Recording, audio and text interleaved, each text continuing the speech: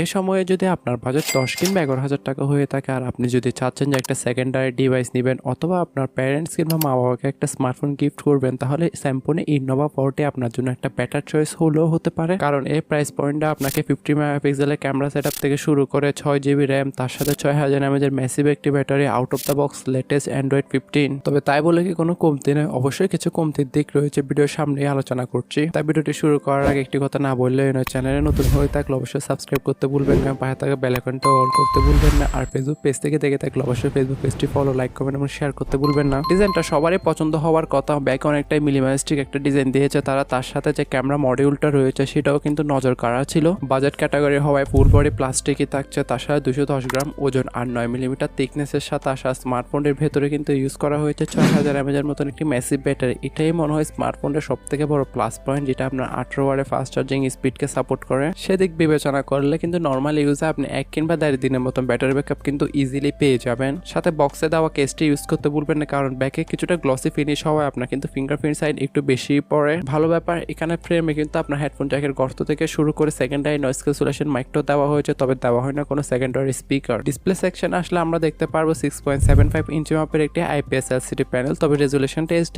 এই বাজেট আসলে ফুল HD পাওয়া খুবই টাফ ব্যাপার। সাথে ট্রিনোম বেজেল নিয়ে কিছুটা মাথা ব্যথা থাকতে পারে, তবে ভালো ব্যাপার এখানে 120 হার্জের রিফ্রেশ রেট পাচ্ছেন, তবে সেটা অথেন্টিক না হলেও আমি 19 হার্জ থেকে কিছুটা বেটার বলবো। মানে সব ক্ষেত্রে যে 120 হার্জ ভালোভাবে পুশ দিবে তা না, ম্যাক্সিমাম ক্ষেত্রে কিন্তু আপনি 16 কিংবা 19 হার্জ দেখতে পাবেন। হ্যাঁ, তবে সমস্যা এখানে একটাই লেগেছে, কারণ এখানে ওয়াটার ড্রপ নচ ইউজ করা হয়েছে, যেটা বর্তমান ট্রেন্ডের সাথে একদমই কিন্তু তাল মিলাতে পারেনি। কারণ আমরা স্যামসংকে দেখে আসছি তারা প্রিভিয়াসলি কিন্তু অনেক ভালো ভালো স্মার্টফোন লঞ্চ করতো, মোটামুটি প্রাইস পয়েন্টের মধ্যে আপনার ফুল HD+ ডিসপ্লে থেকে শুরু করে অ্যামোলেড ডিসপ্লে পর্যন্ত দিয়েছিল। সেই বিবেচনায় ডিসপ্লের দিক দিয়ে কিছুটা পিছিয়ে থাকবে। যেখানে ইউআইতে আমরা কিছু ব্লুটুথ দেখতে পাচ্ছি, সেগুলো চাইলে আপনি ইনস্টল করে দিতে পারবেন, যেটা out of the box Android 15 A run করবে। আর চিপসেট হিসেবে ইউজ করছে কিন্তু তাদের ইউনি SoC T615, যেটা এই বাজেটের মধ্যে আসলে খুবই লো বাজেট একটি চিপসেট বলার কারণ চিপসেটগুলো আসলে একটা লং রানে গিয়ে কিন্তু আর ভালো একটা পারফরমেন্স করতে পারে না। এটা আসলে আমি কোম্পানির দোষ দিব না, তবে day by day normal multitasking এর জন্য ঠিকঠাক, তবে নট ফর গেমিং। হ্যাঁ, তবে আপনি টাইম পাসের জন্য 2D লেভেলের গেম কিংবা লো গ্রাফিক্স যেসব গেম রয়েছে সেগুলো মোটামুটি লেভেলে প্লে করতে পারেন।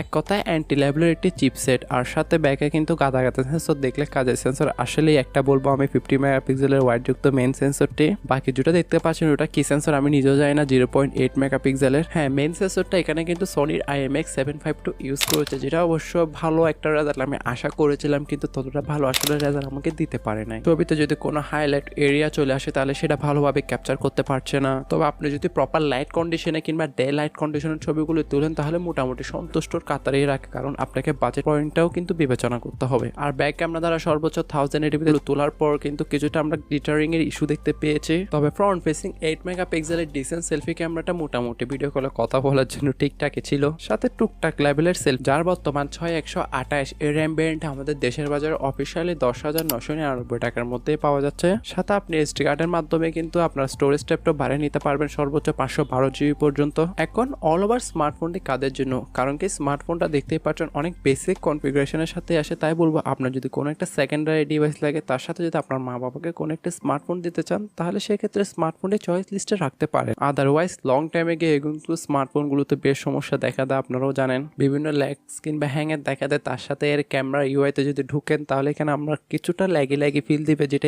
প্রাইস পয়েন্টের মধ্যে স্বাভাবিক ব্যাপার। তবে বাকিটা স্বাধীন দেশের স্বাধীন নাগরিক, আপনারা ভালো মন্দ বোঝার ক্ষমতা তো অবশ্যই রয়েছে। দেখা হচ্ছে নতুন কোনো একটি ভিডিওতে।